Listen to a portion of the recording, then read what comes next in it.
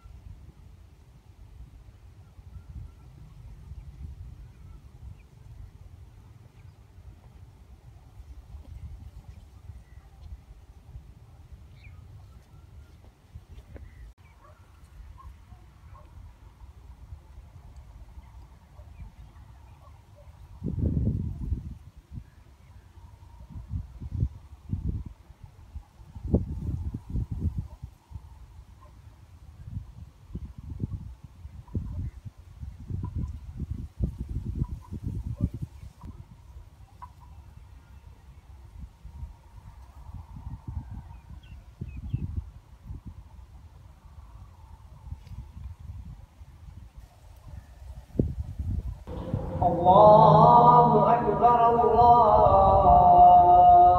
अकबर। नमाज का टाइम हो गया है, नमाज पढ़ने जाता हूँ, आके काम करूँगा। आसिफ, नहीं जाओ, पहले काम खत्म करो फिर नमाज पढ़ने जाओ। नमाज के लिए अभी बहुत टाइम है, मत जाओ, काम खत्म करो। पहले नमाज पढ़ के आता हूँ।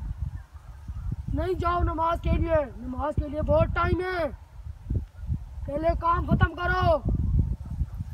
मुझे पता है ये शैतान के वसवसे है, मैं अब इसका इलाज करता हूँ। औज़ बिल्लाहि मिनश शैतानिर रजीम।